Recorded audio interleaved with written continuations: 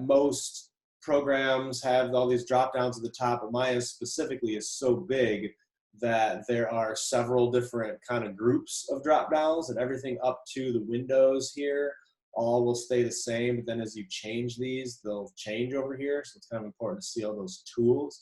There's several ways to get to the same tools in Maya. You can get to almost everything through these drop downs. There's a lot of this stuff is like global stuff like saving files, snap and grid. There's a lot to do with where I'm looking for selection and some rendering stuff, which we'll get to.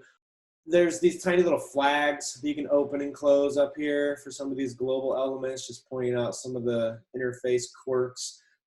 This shelf up here is, for the most part, like graphic representations of things. You can find everything that's in these shelves in the drop-down menus up here. And you can even like create your own icons and make your own shelves, and it's all very highly customizable. So real hardcore power users will like have their own shelf with just the tools that they specifically use. You can switch between the viewports over here, 1 versus 4 up, 2 up. I'll actually show you guys an outliner. I'll talk a little bit about that later. Viewports in 3D, obviously. In Maya, it starts out with just a perspective view, but then you can get these 3 orthographic views around it like this, just very quickly. Lots more settings within the viewport. So you can see when I look at 4 of them, there's settings for each individual viewport. And this will, everything, different camera stuff, different settings, whether you want to see wireframe or shaded views, whether you want lights and textures to show up in the viewport.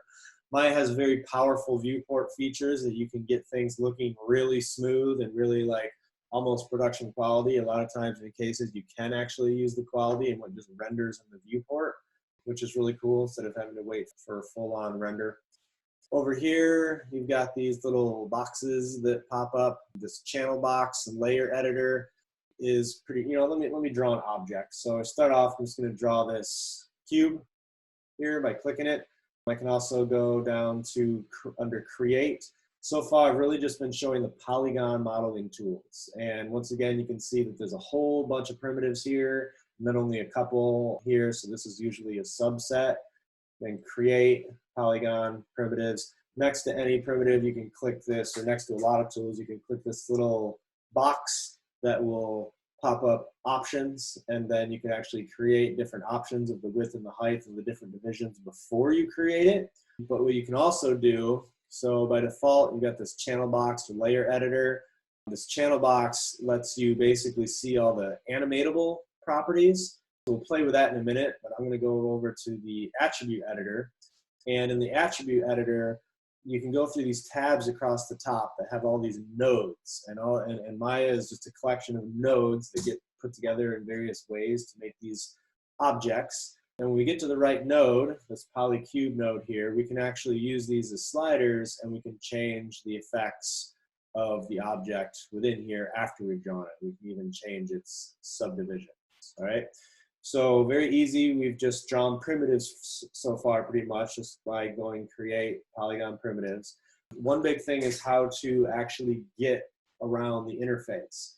Now, a big thing in Maya is the middle click button. Depending on what you're using, I have a stylus pen that I use at home. If you're using a mouse, it very likely has like a scroll wheel, something like that.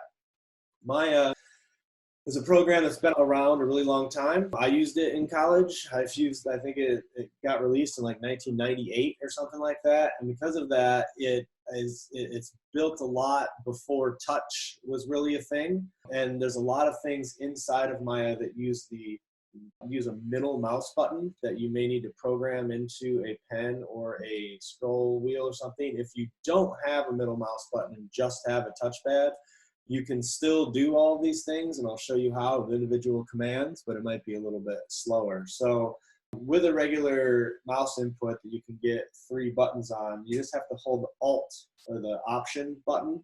And then while you're holding Alt, if you left click, you can rotate around the view. If you right click, you can zoom in and out. And then that ambiguous middle click allows you to pan around. Now this isn't actually moving the object, as you can see by the grid not moving around. We're panning around the default perspective camera just to be able to see what's going on with our object. So if you don't have those, you can go here in the actual view settings. You can go down to camera tools. And there's a whole bunch of them, but these top three are the ones that we're using with the Alt button. So this tumble tool, what we're using with left, and then the track tool and the dolly tool. But so anyway, just want to point those out. You can get those with individual tools, but if you just hold Alt, that's a huge thing in 3D, is being able to get around.